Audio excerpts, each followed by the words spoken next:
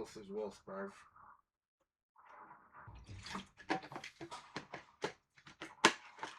Hello everyone, I'm here. I'm D Trolls, you know the deal. All I do is wheel.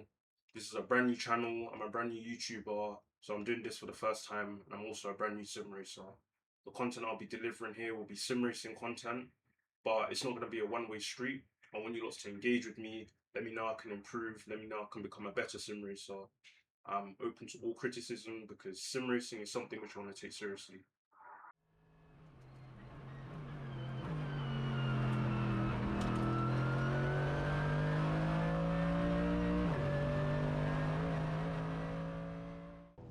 So, some context on how we got here.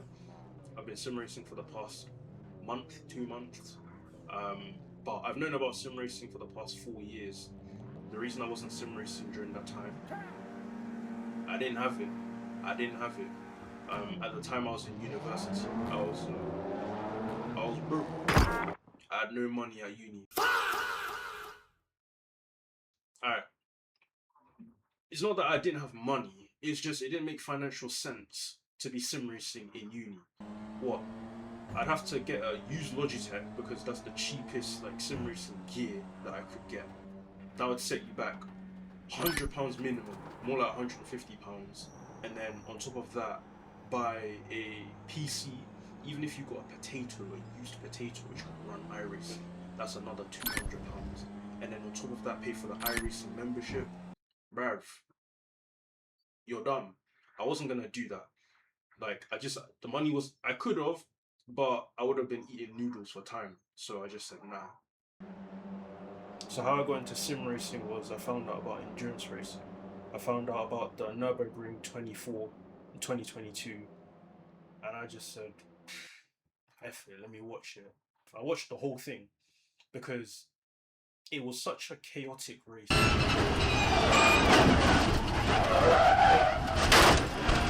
Recke. Ja, der wird gleich anhalten. Der ist in der Fuchsröhre, rechts ist die Planke und dann kommt er zurück und jetzt steht er endlich. Like, it was cinema. Like, it was such a different race to anything that I'd been accustomed to in Formula One.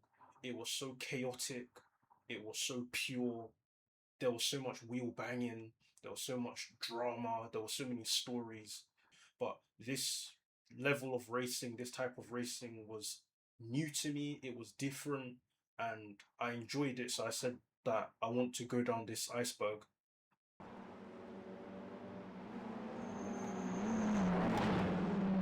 So naturally, after that race, it was basically obligation. I had to go down the endurance racing iceberg. So I started watching series like WEC. I started watching IMSA, the 124 hour. So my feed at this point was just basically plastered with just endurance racing, GT cars, hypercars, and I loved it. I got a bleeding into my feed of sim racing content, and it started with Steve, Super GT, who was playing Gran Turismo at the time. So because I was watching his content, I was introduced to Jimmy Broadbent, and he was playing iRacing, and iRacing caught my attention for the strangest reason. The reason iRacing caught my attention is because prior to sim racing, the only game I'd played, racing game in my childhood I played was Roll Racing 3 on mobile. And if you played Roll Racing 3, you know, like the graphics were bad. But at the time they were revolutionary. But because the graphics are bad, in my head, they were as bad as Raw Racing 3 graphics. So it basically did some uncanny valley in my mind where I was like, this looks like Raw Racing 3, but I know it's not. So I checked it out and I just loved watching iRacing content. Alright, I'm reshooting this part as I'm editing right now as audio only because I realized the video for this part I was just bullshit. I was just chatting shit. Like nothing I was saying was making sense. So here it is. Long story short, I just fell in love with iRacing content. I fell in love with creators like Basic Ollie, Dave Cam. Dave Cam's my favorite YouTuber, and I just watched so much iRacing content, and I was just obsessed with being a part of the iRacing community. I wanted to be involved in these battles, in these races. You know, I wanted to hit my head against the wall to find pace, and it sort of basically transcended into a, you know, not only do I want to be a sim racer, I wanna race for real as well. So yeah. I was so tunnel visioned on becoming a sim racer, on becoming an iRacer, that I started to watch videos on how to improve as a sim racer.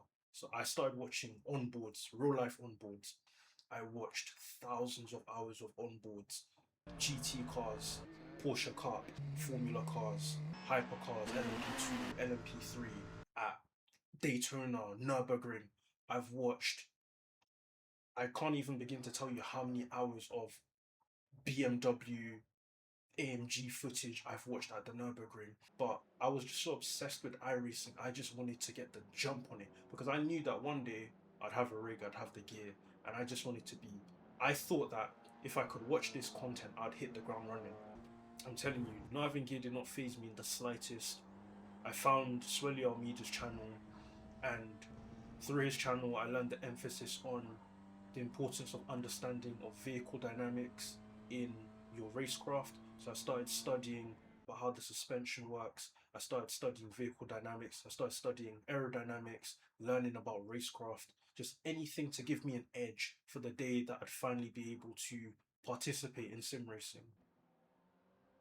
So fast forwards to today, now that I've got my PC, now that I've got a sim rig, now that I've got iRacing, you know, I thought that because I did all of this extracurricular, because I have this understanding of vehicle dynamics, I've taken all of these notes, I've put in all this extra time and effort, I thought that I would hit the ground running. I thought that we'd hit the track, we'd be fast instantly. I thought that because I've watched all of these onboards, I know how the car moves, I understand you have to slide the car, slip angles, all of that. I thought I'd be fast, and I hit the track and I'm shit. Like, damn. The following saying is very true of my experience. You can't watch someone exercise and put on muscle yourself.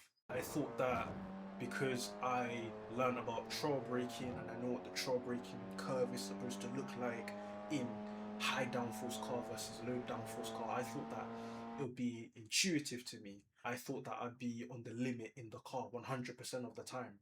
And for the past 2 months I've had iRacing, I've been spinning 100% of the time. I thought that I understood tire management, and I'd be driving, I'd be like Checo, like a tire management god.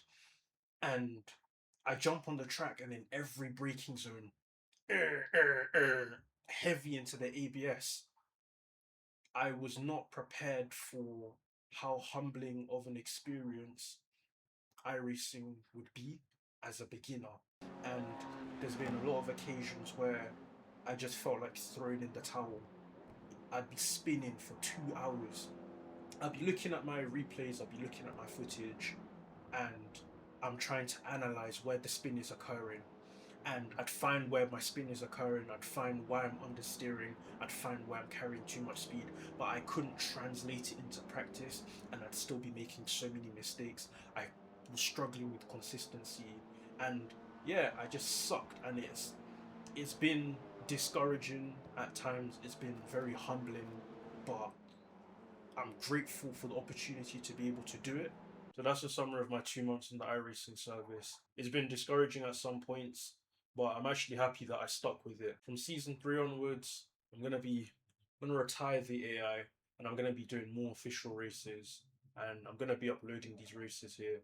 So if you like this video and you want to see more, like and subscribe, and comment on what you'd like to see. Comment on other ways that you think that I could improve as a sim racer, as a rookie. It's D-Trolls. I'll see you in the next one. That's just what I do. Yeah, I gotta get to the loop. Inform what we do. I think I need my cool. She dream me like soup.